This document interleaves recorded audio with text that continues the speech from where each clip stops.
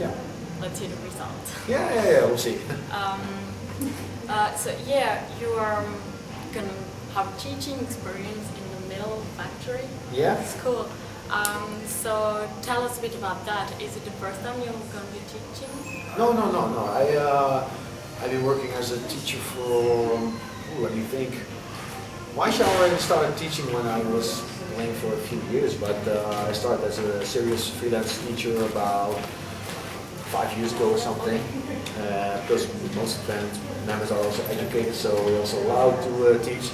I also teach a lot of pop academies and those kind of schools, so I'm pretty much used to it. And this metal factory thing is, I believe it's the first official metal school in the world. I also heard there was a similar kind of project going on in Nottingham, but it's actually pure coincidence. Yeah. It's the word about mentioning, but Yeah. there's totally, Yeah, but I mean, I don't have any problem with that, so I think it's cool.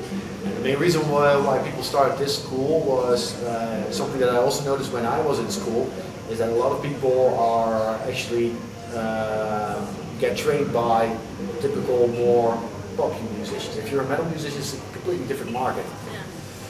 And I think it's very important that metal musicians also have get training, specialize in their kind of music. It's a completely different industry compared to pop rock music, for instance. I mean, we don't depend on airplay, for instance. There are a lot of pop bands out there. They make a hit, they get to the radio. I mean, we hardly go to the radio. This is not interesting for us, and at least in Holland, it's not interesting because they don't. I mean, they hardly play metal music on the radio. The only thing you'll probably hear is like a band like With Temptation, and he got pretty poppy over the years, of course. And so you have to focus more on other things, so you need different training. There are a lot of people out there who are really skeptical about it, and of course it still has to develop a little bit as well, but I've got a pretty good feeling about this. So does that mean that metal music is being taken more seriously now?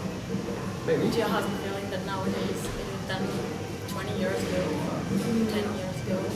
I don't know, there's still a lot of prejudice going on. And you always have that, and to be honest, I don't care about it. We're going to do what we're going to do, and the main thing is that I think it's very important that those metal musicians who want to get trained, who want to make a living out of it, that they get decent training. I mean, it doesn't make sense when you go to a school and you're a metal musician and they're going to teach you all this funky kind of stuff, or disco music, for instance. I'm not saying it's bad, because I also did it myself. For me, it was good, but as a musician, it's good to broaden your horizon, of course. But there's some people who are really specialized when you're totally into death metal or something, and that's what you want to do, and you want to make a living out of that world. It doesn't make sense to learn all this poppy kind of stuff. It doesn't make any sense at all. I think that something was really missing like from schools. Of course, you could study everything but metal, so I think there is also really a demand for that. So have you started your auditions for students? Actually, the auditions started this week. Okay. Yeah. Okay. So I wasn't involved with the audition right now because I'm on tour, of course, but they already started, and I'm really looking forward to the result of that, of course. I suppose many students will apply. Well, to be honest, what I actually think is that a lot of people want to do audition, but they're a bit skeptical, because that's the whole thing with the metal audience.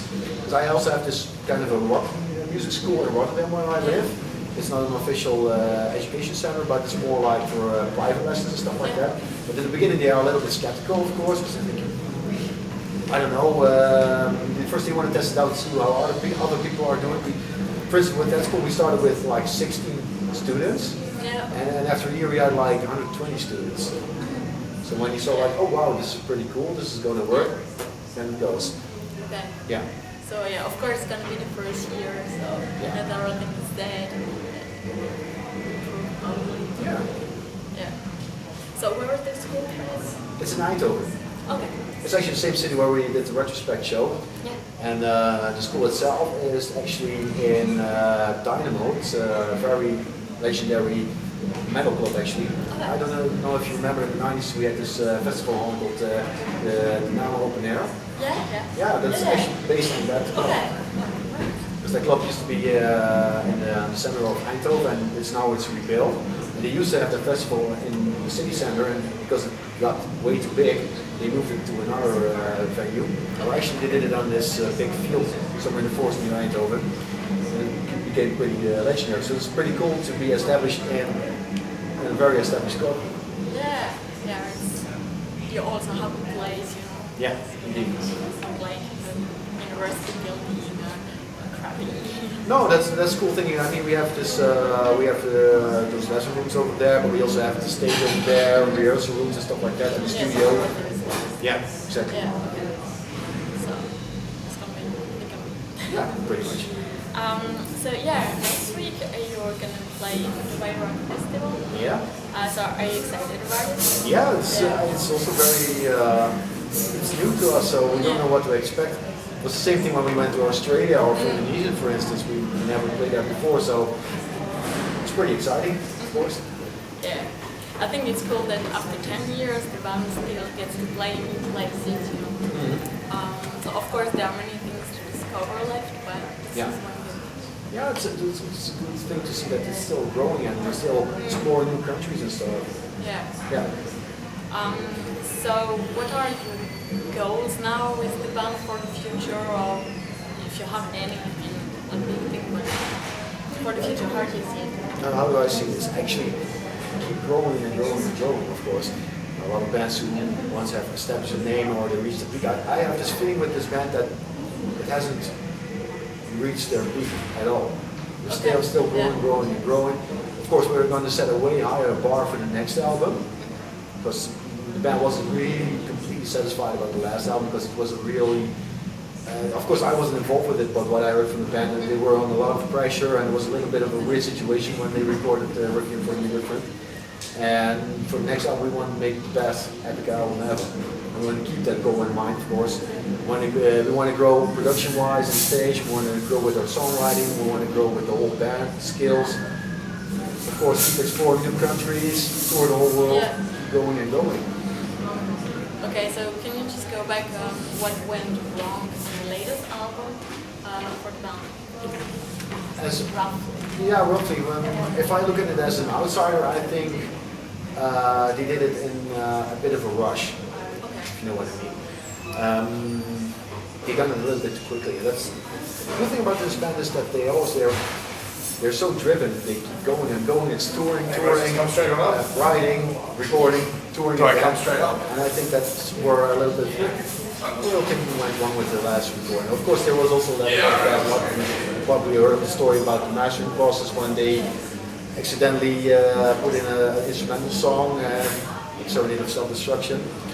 I think everything went by too quickly. I mean, they had to take a little bit more time for it. Maybe a different situation. Then that's the good thing about the new albums that this time we're probably also going to go to a different studio. We want a different environment, we want a different input, involve other people. Also, of course, keep people like Sasha Biff involved, who has been involved with the band since the beginning, of course. But we also want fresh blood in the band. I think that's very important. And that's what's kind of missing in the last album. It's a little bit too extreme. Some songs are really hard to get through, or some songs are, of course, soft, but I think it's a little bit out of balance in the album. So there's going to be some fresh blood. Yeah, definitely. As you can confirm. Yeah. So yeah, we are done now. Do you have any last words to add? Well, I hope, of course, tonight's going to be a great show. Next tour, I hope we're going to go back to Scandinavia a little bit more earlier, because it's too bad that we almost had to skip Scandinavia. Yeah. Because we only did one show in Sweden and now we're in Helsinki. That's everything. That's a shame. Yeah. And it was announced pretty late as well, so people were a bit afraid of not coming. Yeah, It was announced. Maybe probably tomorrow. That's also difficult to see on Facebook. For instance, tomorrow, when are you guys going to play in Finland? Actually, we played there yesterday. Well, why didn't you announce it? Yeah. That happens a Well, lot. there has been some promotion, but Good. yeah. Good to hear that. Yeah. Okay, so thanks for your time. Thank you very much. You're welcome. Yeah, it's true, it's been announced, but well, not so long ago. Okay. And I don't know.